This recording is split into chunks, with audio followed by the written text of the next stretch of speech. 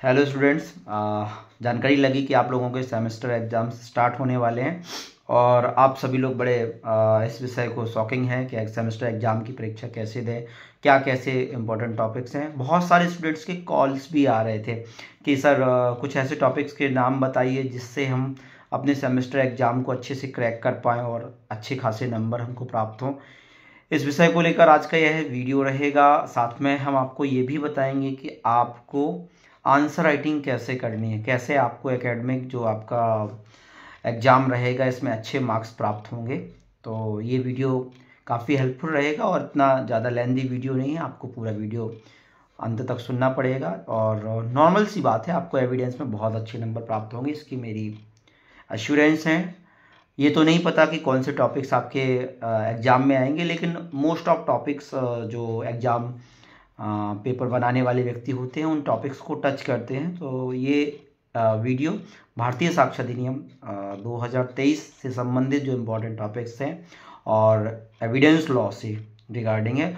और ये जो वीडियो है ये BLLB 9th सेम और LLB 5th सेम के स्टूडेंट्स के लिए लाभकारी होगा, क्योंकि उनका 1-2 दिन के अंदर पेपर होने वाला है।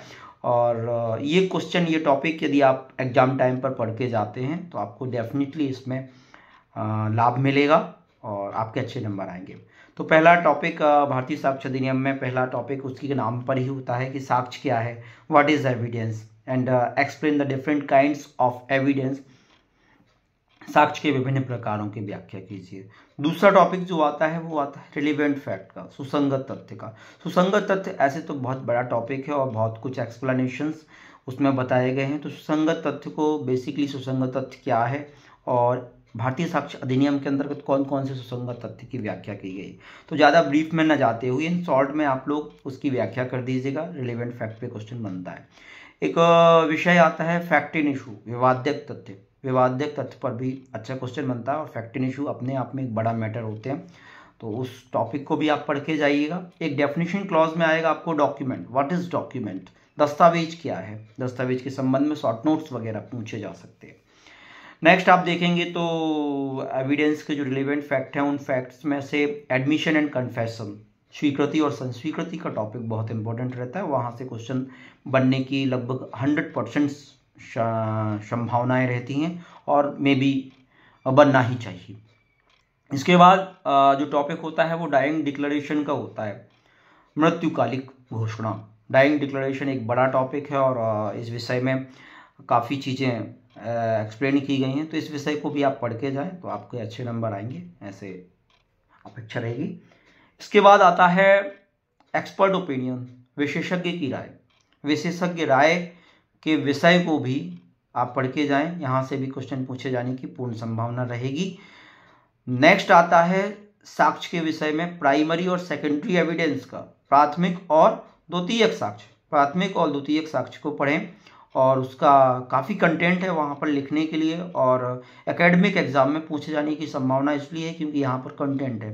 क्योंकि आप देखते हैं एकेडमिक एग्जाम में अधिकांशतः 8, 10, 12 नंबर तक के क्वेश्चन पूछे जाते हैं। तो नॉर्मली वही फील्ड जो पेपर सेटर रहता है वही फील्ड सेट करता है जिस फील्ड से स्टूडेंट को लिखने में आसानी रहे। तो आप प्राइमरी और सेकेंडरी एविडेंस, डॉक्यूमेंट्री एविडेंस के अंतर्गत आता है। डॉक्यूमेंट्री एविडेंस 2 प्रकार की होती है, प्राइमरी और सेकेंडरी। और डॉक्यूमेंट्री एविडेंस को प्रूफ करने के लिए प्राइमरी और सेकेंडरी एविडेंस होता है। इसके बाद एक क्वेश्चन बन सकता है पब्लिक डॉक्यूमेंट और प्राइवेट डॉक्यूमेंट, लोक दस्तावेज और प्राइवेट दस्तावेज। वहाँ से भी क्वेश्चन पूछे जा सकते हैं, उनको भी आप तैयार करके जाएँ, अच्छे सेक्शंस हैं। साथ ही आप एक क्वेश्चन यहाँ से भी बन सकता है कि मौखिक साक्ष्य का दस्तावेजी साक्ष्य के माध्यम से अपवर्जन। ये एक अच्छा टॉपिक होता है और यहाँ से क्वेश्चन बनने की पूर्ण संभावनाएं होती हैं और आना संभव है।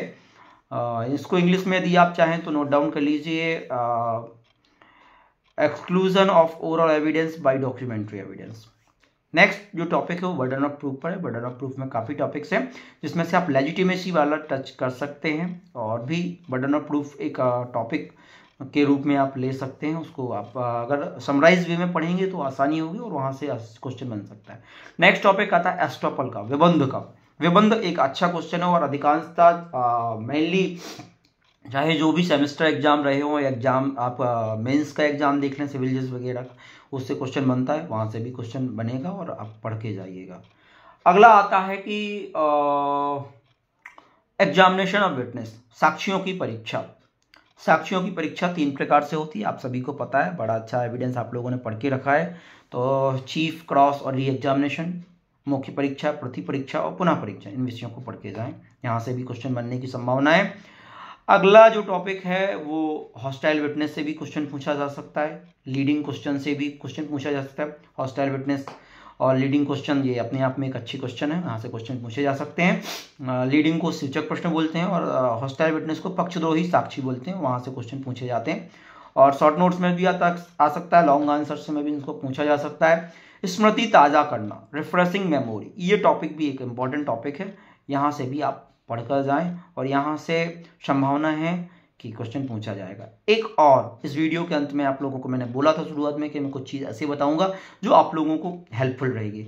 अगला जो चीज़ है वो ये है कि आपको आंसर लिखना कैसे। जब लॉन्ग टाइप के आंसर आते हैं तो उनको लिखने का ये बिल्कुल आप तरीका फिक्स मानिए कि आपको 5 टॉपिक में, कम से कम 5 टॉपिक में आपको उस आंसर को कंप्लीट करना है। अब वो 5 टॉपिक क्या हैं? पहला आपको प्रस्तावना, मतलब आप इंट्रोडक्टिव पार्ट को लिखेंगे कि मान लीजिए डाइंग डिक्लेरेशन से क्वेश्चन बना तो आप लिखिए डाइंग डिक्लेरेशन एक रिलेवेंट फैक्ट है, रिलेवेंट फैक्ट के अंतर्गत इस सेक्शन में इस चैप्टर में इसको बतलाया गया है, मृत्युकालिक घोषणा क्या होती है।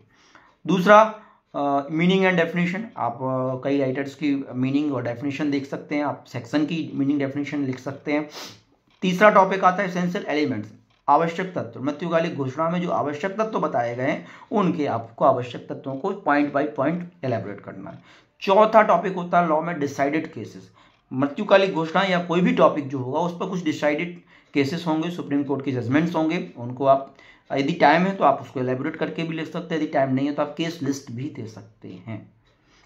लास्ट आता है कंक्लूजन, आप अपने आंसर को समराइज करेंगे और यदि हो सकता है तो आप किसी केस से भी उसको समराइज कर सकते हैं। इस प्रकार से आपका जो आंसर होगा वो बड़ा बैलेंस्ड होगा और अच्छे नंबर आने की पूर्ण संभावना है। ऐसी कोई स्थिति नहीं है कि आपको अच्छे नंबर नहीं मिलेंगे। तो आप इस प्रकार से अपनी तैयारी कीजिए। आपने बहुत अच्छे से सेमेस्टर में पढ़ाई की है, अब केवल ये है कि आपको अपने सेमेस्टर एग्जाम में अच्छे नंबर पाने हैं। तो उसके लिए आप अपने आप को ये मत सोचिए, कहीं पे भी डिमोरलाइज मत होइए, आप पॉजिटिव रहिए।